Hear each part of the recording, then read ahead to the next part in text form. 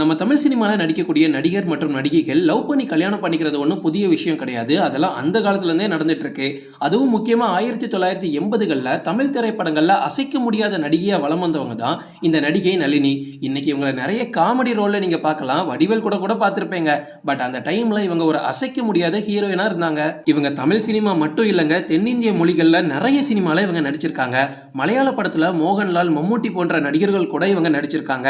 அதுக்கப்புறமா 1987ல் நடிகர் ராமராஜனை லவ் பண்ணி கல்யாணம் பண்ணிக்கிட்டாங்க. தமிழ்நாட்டிலேயே பிறந்து வளர்ந்த நடிகை நளினிக்கு அவங்களோட அப்பா டான்ஸ் கொரியோகிராஃபரா இருந்தாங்க. அதே மாதிரி இவங்களோட அம்மாவும் ஒரு நடன கலைஞர் தான். இதனால சினிமாக்குள்ள நுழையிறது அப்படின்றது கொஞ்சம் ஈஸியா இருந்துச்சு இவங்களுக்கு. அது மட்டும் இல்ல, சினிமாக்குள்ள வந்து இவங்களோட ஆக்டிங்னால இவங்களுக்குன்னு ஒரு ரசிகர் பட்டாளத்தையே இவங்க சேர்த்து வச்சிருந்தாங்க.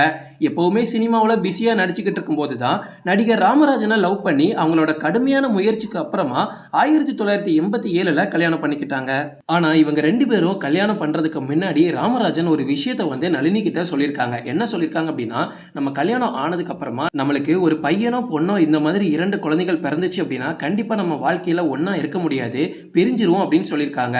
இதை கேட்டதும் நளினி ராமராஜன் கிட்ட ஏன் இப்படிலாம் சொல்றீங்க அப்படின்னு கேட்டதுக்கு ராமராஜன் என்ன சொல்லியிருக்காரு அப்படின்னா, அவருக்கு இந்த ஜாதகத்துக்கு மேல ரொம்ப ரொம்ப நம்பிக்கை இருக்கு.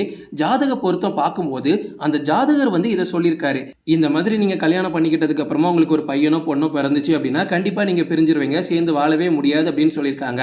இதை கேட்டதும் நளினிக்கு ரொம்ப ஷாக். பட் ஜாதகத்து மேல இவங்களுக்கு நம்பிக்கை இல்லை. ஒரு நம்பிக்கை இல்லாத நடிகை தான் இந்த நளினி. ஸோ எனக்கு இதை பத்திலாம் கவலையே கிடையாது, நான் அவங்க கூட கல்யாணம் பண்ணிட்டு சந்தோஷமா வாழுவேன் அப்படின்னு நம்பிக்கையா கல்யாணமும் பண்ணிக்கிட்டாங்க. இப்போ நம்ம ஜாதகம் உண்மையா இல்லையா அப்படின்ற விஷயத்துக்குள்ள போக வேண்டாம். பட் நடந்ததை சொல்றேன். கல்யாணத்துக்கு அப்புறமா இவங்களோட வாழ்க்கை ரொம்ப சந்தோஷமா தான் போயிட்டு இருந்திருக்கு. இவங்களுக்கு அருண் அப்படின்ற ஒரு மகனும் அருணா அப்படின்ற ஒரு மகளும் இருந்திருக்காங்க. 1988ஆம் ஆண்டு இந்த குழந்தைகள் பிறந்ததுக்கு அப்புறமா இவங்க 2 பேருக்கும் அடிக்கடி கருத்து வேறுபாடு வர ஆரம்பிச்சிருக்கு. இவங்களுக்குள்ள ஒரே சண்டையா. அதுக்கப்புறமா இவங்களுக்குள்ள செட் ஆகாது அப்படின்னு பிரிஞ்சுக்கிட்டாங்க. அபிஷியலா இவங்க டைவர்ஸும் வாங்கிட்டாங்க. இது எல்லாமே உங்களுக்கு தெரிஞ்ச விஷயம் தான். இருந்தாலும் இவங்க 2 பேரும் ரெண்டாவதா எந்த ஒரு கல்யாணமும் பண்ணிக்கல. அது மட்டும் இல்ல, நளினி கிட்ட அவங்களோட கணவர் ராமராஜன் இதை பத்தி கேட்கும்போது, ஆல்ரெடி நான் தான் சொன்னேன்ல, இந்த மாதிரி ஒரு இஷ்யூ இருக்கு, நான் ஜாதகம் பார்க்கும்போது லவ் பண்ணும்போதே கல்யாணத்துக்கு அப்புறமா கண்டிப்பா பிரிஞ்சிரும் அப்படின்னு எச்சரிச்சிருக்காரு ராமராஜன். நளினி ஒரு நம்பிக்கையில கல்யாணம் பண்ணாங்க. பட் அந்த கல்யாணம் அவங்க நினைச்ச மாதிரியே கடைசி பிரிவுல தான் முடிஞ்சிருக்கு. சென்னை நுங்கம்பாக்கத்தில் இருக்கக்கூடிய ஒரு கவர்மெண்ட் ஸ்கூல்ல தான் இவங்க நளினியே படிச்சாங்க. சினிமா பயணத்தினால அவங்களோட 8th ஸ்டாண்டர்ட் வரைக்கும் தான் அவங்க படிச்சாங்க.